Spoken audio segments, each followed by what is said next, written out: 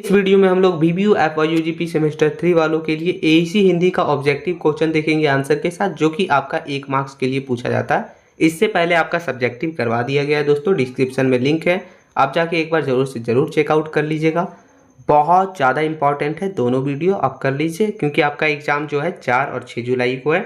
चलिए देखेंगे जो हमारा पहला क्वेश्चन है दोस्तों, बहुत ही इंपॉर्टेंट क्वेश्चन है, ध्यान रखिएगा कि अपने संबंधियों को पत्र लिखना, यानी अपने संबंध भाई बहन हो गया, दोस्त वगैरह, पिताजी, किन्हीं के पास भी अगर पत्र लिखते हैं तो ये किस प्रकार का पत्र होता है, तो ये हमारा होता है अनौपचारिक पत्र, जिसको बोलते हैं इंग्लिश में दोस्तों इनफॉर्मल लेटर। ठीक है, चलिए दूसरा हमारा क्वेश्चन है कि जीने की इच्छा क्या कहलाती है, तो जीने की इच्छा जो है दोस्तों वो कहलाती है जिजीविषा। ठीक है, क्वेश्चन तीसरा देखेंगे, बोल रहा है कि सरकारी विभागों या फिर अधिकारियों को लिखे जाने वाला पत्र औपचारिक पत्र यानी कि फॉर्मल लेटर, और जो सखी संबंधियों को लिखा जाता है यानी अपने रिलेटिव वगैरह को, वो होता है हमारा अनौपचारिक। चलिए क्वेश्चन नंबर चौथा की ओर चलेंगे। क्वेश्चन नंबर चौथा हमारा दोस्तों कि किसी सरकारी विभाग द्वारा अपने ही अधीनस्थ कर्मचारी यानी कि अपने से नीचे के कर्मचारियों को या फिर अन्य विभागों को सूचना देने के लिए जो पत्र जारी किया जाता है या फिर लिखा जाता है, वो हमारा क्या कहलाता है, तो वो हमारा कहलाता है ज्ञापन। ज्ञापन कहलाता है, उसी के माध्यम से अपने से नीचे अधिकारी को या फिर दूसरे विभाग को जो है सूचना दिया जाता है।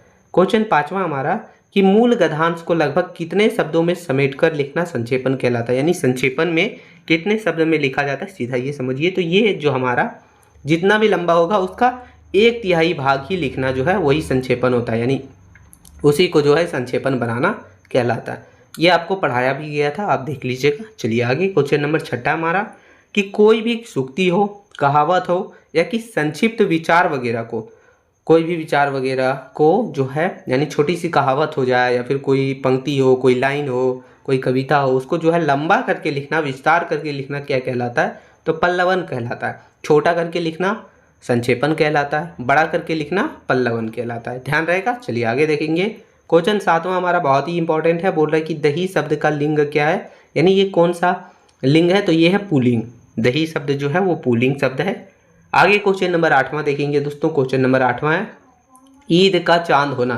ईद का चांद होना जो है मुहावरे का अर्थ क्या है, ईद का चांद होना मतलब बहुत दिनों के बाद दिखाई देना, इसका मतलब होता है ईद का चांद होना।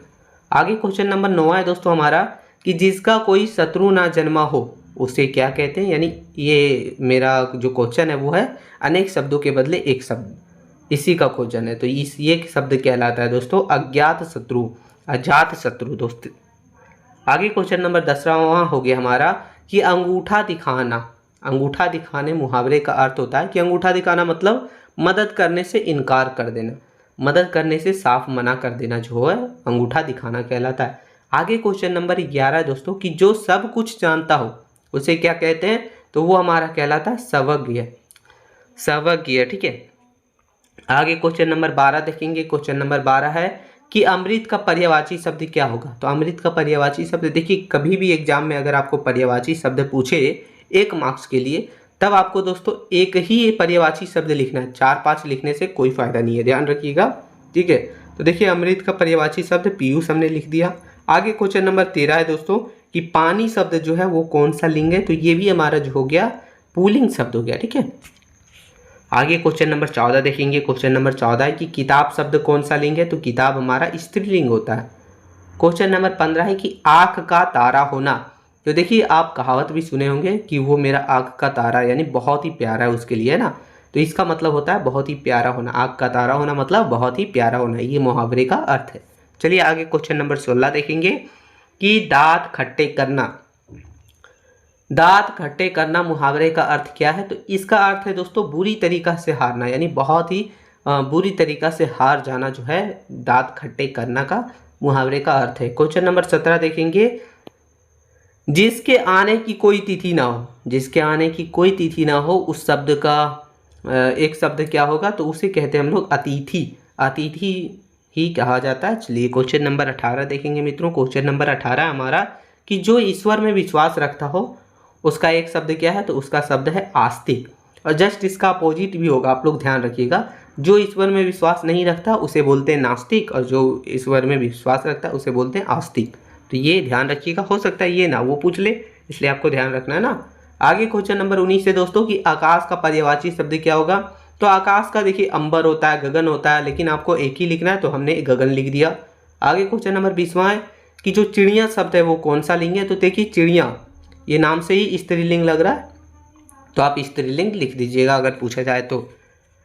आगे क्वेश्चन नंबर 21 है दोस्तों हमारा कि ईंट से ईंट बजाना, मुहावरे का अर्थ क्या होगा। तो ईंट से ईंट बजाना यानी कि सामने वाले को नष्ट कर देना, यानी पूरी तरीका से नष्ट कर देना ही ईंट से ईंट बजाना होता है। आगे क्वेश्चन नंबर 22 है दोस्तों कि आसमान पर चढ़ाना, आसमान पर चढ़ाना मुहावरे का अर्थ क्या होगा। तो आसमान पर चढ़ाना यानी कि बहुत ज़्यादा प्रशंसा करना जो है वो आसमान पर चढ़ाना, यानी कपार पर चढ़ा लो, आसमान पर चढ़ा लो, ऐसा बोला जाता है ना, तो ये ध्यान रखिएगा। आगे क्वेश्चन नंबर 23 हमारा कि कमर कसना मुहावरे का अर्थ क्या हुआ। तो देखिए बहुत ही ईजी है, बस आपको समझना है। कमर कसना यानी कि कोई भी काम के लिए पूरी तरीका से तैयार हो जाना, तो ये हो गया हमारा कमर कसना। चलिए आगे क्वेश्चन नंबर 24 देखेंगे दोस्तों, जिसका कोई अंत ना हो, इसका एक वो शब्द क्या होगा। तो इसका होगा अनंत, ठीक है, अनंत होगा।